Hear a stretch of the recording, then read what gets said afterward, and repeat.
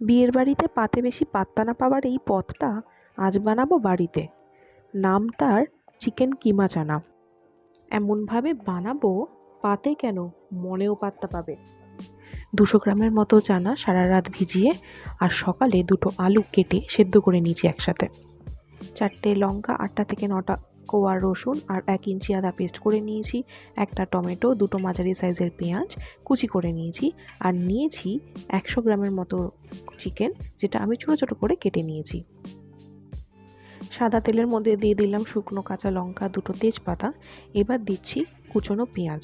ভালো করে ভেজে নেব চিনি আর নুন দিয়ে, যাতে ভালো করে সেদ্ধ হয় আর চিনির জন্য ভালো রঙটা আসে। একটা সুন্দর প্রেমের গান শুনতে শুনতে ঢেলে দেব কুচনো টমেটোগুলো। টমেটো দেওয়ার পরে পেস্টগুলো দেব। পেস্টগুলোতে একটু নাড়িয়ে নিয়ে দেব হচ্ছে 1 চামচ ধনে, জিরে আর হাফ চামচের মতো হলুদ গুঁড়ো। 4টে কাঁচা লঙ্কা অলরেডি ইউজ করেছি, তার জন্য আমি এখানে কাশ্মীরি লঙ্কার ইউজ করছি রঙের জন্য। এইবার হচ্ছে কষানোর পালা। গান শুনতে শুনতে ভালো করে কষিয়ে নেবে, যাতে একটুখানি আদা রসুনের গন্ধটা ছেড়ে যায়। এবার যখন তেল ছেড়ে দেবে তখন দিয়ে দিতে হবে কেটে রাখা মাংসগুলো। চিকেনের পিসগুলো এর থেকে ছোট হলেও কোনো সমস্যা নেই, বা আমি যেরকমভাবে কেটেছি সেরকমভাবেও কাটতে পারো। একটু লো ফ্লেমে ঢেকে রেখে দাও 10 মিনিটের জন্য, যতক্ষণ না তেল ছাড়ছে।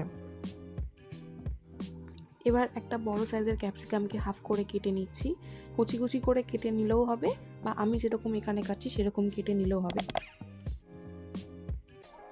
লুক অ্যাট দ্য কালার, দেখে মনে হচ্ছে না চিকেন কষা? ভালো করে নাড়িয়ে নিয়ে যখন তেল ছেড়ে দিয়েছে, এরপর দেব হচ্ছে সেদ্ধ করা আলু আর চানাগুলো। এইটা হচ্ছে খুব স্যাটিসফাইং একটা স্টেপ, ভালো করে মশলাগুলো চানাতে মাখানো। এরপর দেব হচ্ছে ক্যাপসিকাম, ভালো করে নাড়িয়ে নিয়ে জল দিয়ে একটু ঢেকে রাখতে হবে।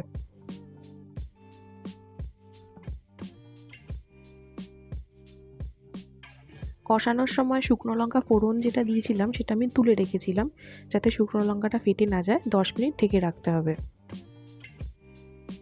And now it's time for the finishing touch.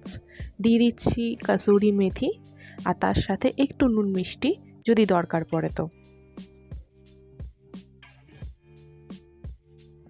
ব্যাস, একদম তৈরি আমাদের বিয়ের বাড়ির স্টাইলের চিকেন কিমা দিয়ে চানা। কুলচা দিয়ে খাও, রুটি দিয়ে খাও, অথবা পরোটা দিয়ে খাও, দারুণ খেতে। ট্রাই করে দেখো কেমন লাগলো।